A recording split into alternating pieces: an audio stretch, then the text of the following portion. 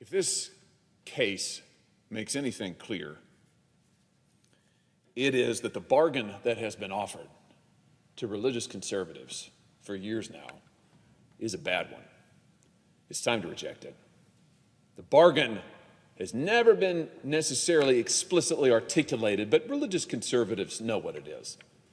The bargain is that you go along with the party establishment, you support their policies and priorities, or at least keep your mouth shut about it, and in return, the establishment will put some judges on the bench who supposedly will protect your constitutional rights to freedom of worship, to freedom of exercise. That's been what we're told for years now.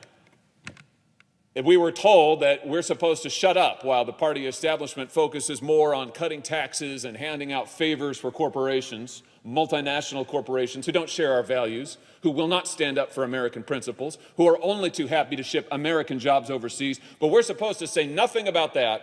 We're supposed to keep our mouths shut because maybe we'll get a judge out of the deal. That was the implicit bargain. We're supposed to keep our mouths shut while the party establishment opens borders, while the party establishment pursues ruinous trade policies. We're supposed to keep our mouths shut while those at the upper end of the income bracket get all of the attention, while working families and college students and those who don't want to go to college but can't get a good job, while they get what? What attention?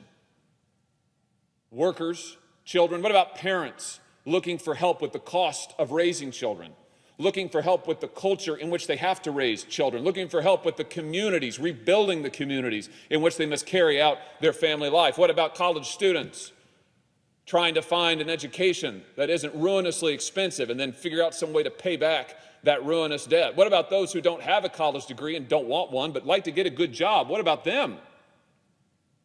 Now, we're supposed to stay quiet about all of that and more because there be pro-Constitution religious liberty judges, except that there aren't, except for that these judges don't follow the Constitution, except for these judges invoke textualism and originalism in order to reach their preferred outcome. Now, I want to be clear. I am not personally criticizing any justice who joined the majority opinion or wrote it. I believe 100% that the justice who principally authored this opinion, Justice Gorsuch, and those who joined him are sincere and who were writing to the best of their ability, reasoning to the best of their ability, and the opinion is, it is, whatever else you might say about it, it is not sloppily reasoned.